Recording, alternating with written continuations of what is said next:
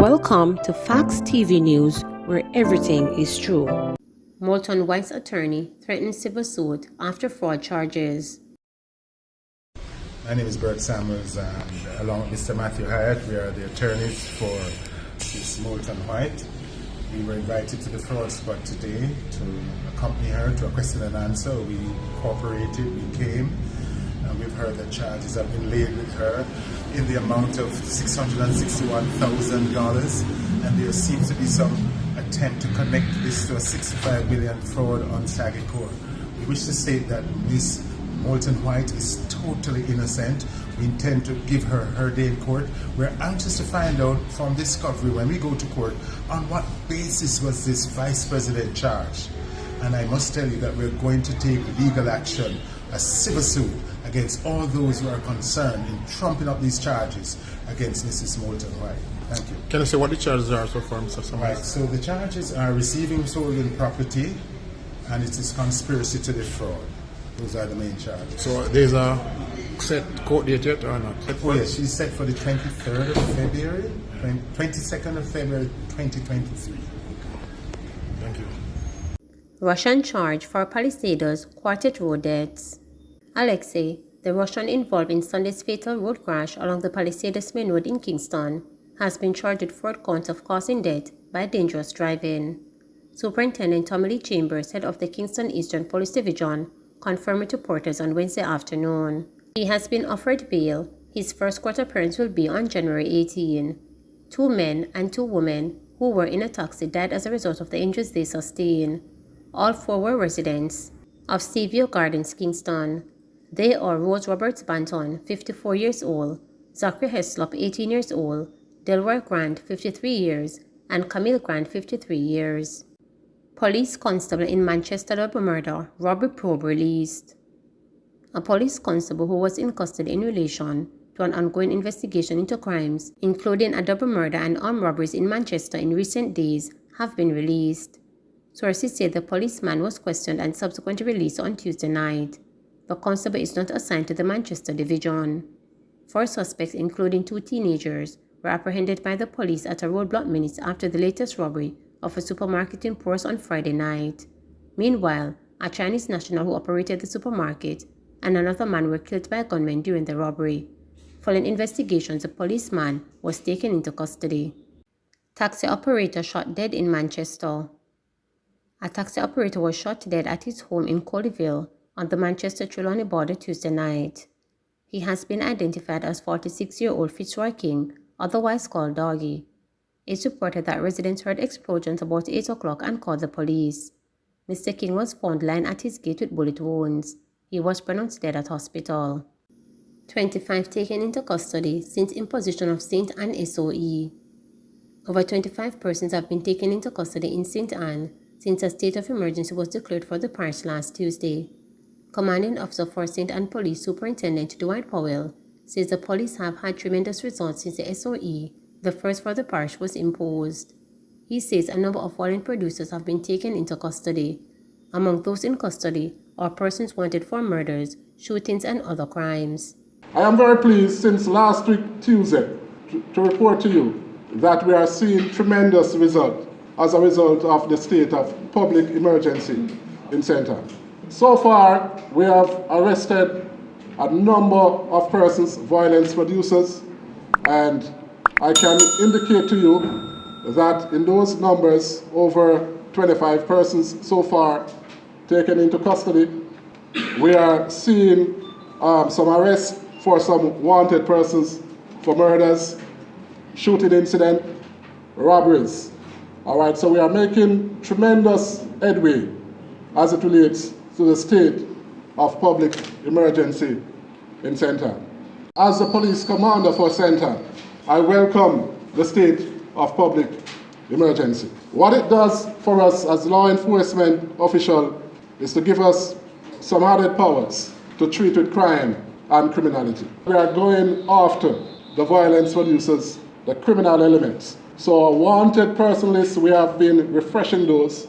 We are working in collaboration with our partners from the JDF.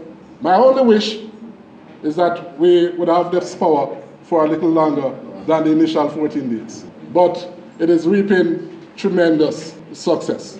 The state of public emergency for you business person in St. Ann means added reassurance, but it's going to be a terror to the criminal elements in St. Ann. Clark urges workers to temper reactions to errors in December salaries.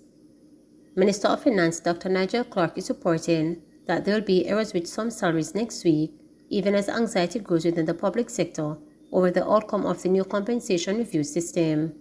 He is urging government employees not to react adversely, stressing that the ministry has undertaken an ambitious task and is working to organize the salaries of approximately 110,000 employees into 16 categories. The current public sector system has 345 salary scales, which Clark said could not continue. No matter what the computer might generate next week, and I tell you from now, the computer might generate in some cases an aberration or an error, Clark told public sector workers gathered at financial literacy seminar at the Ambassadors of Hagley Park Road in St. Andrew.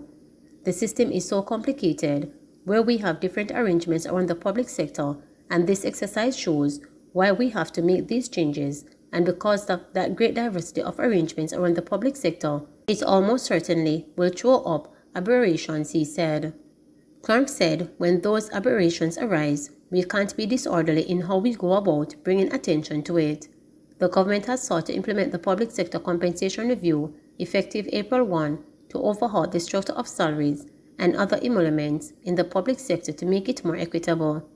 Cabinet in January approved the award of a US $959,094 contract for the continued provision of consulting services for a compensation review for the government of Jamaica. The contract was awarded to Ernst & Young Services Limited. Commissioner says police officers should not be cowed down by naysayers, but should do their job firmly and fairly. Police Commissioner Major General Anthony Anderson says police officers should not be cowed down by naysayers, but should do their work firmly and fairly. There have been criticism, especially in recent times, about members of the security forces using brute force when dealing with citizens. The recent imposition of several sets of states of emergency has also rehashed concern about human rights violations. Speaking at the St. Catherine North Divisional Award Ceremony at the G.C. Foster College December 13, the Commissioner assured the officers that he will support them in their work against crime fighting.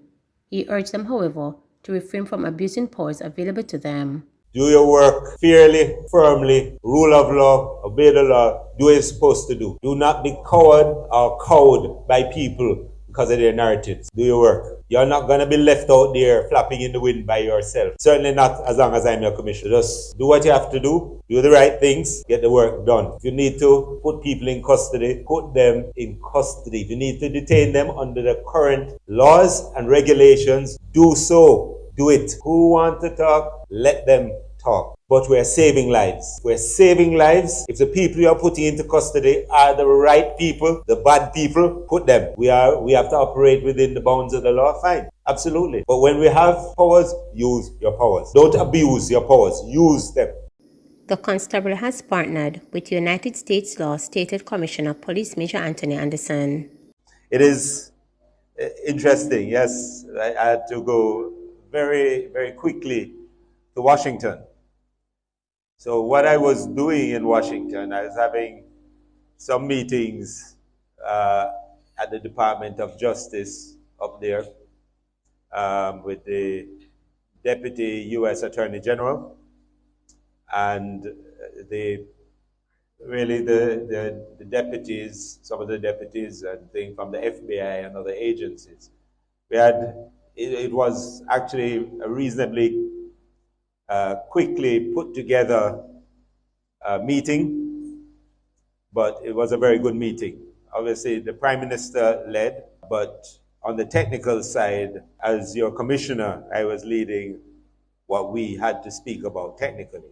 Now, the truth is that there are criminal elements in Jamaica that are sponsored by persons abroad. We know this. There are specific gang leaders who no longer reside in Jamaica, but they reside in the US. But that does not stop them from facilitating, from calling down and ordering the death of people, of sending money down, sending firearms down, and all of the other things that they get involved in. So they are protected in one sense because they are away.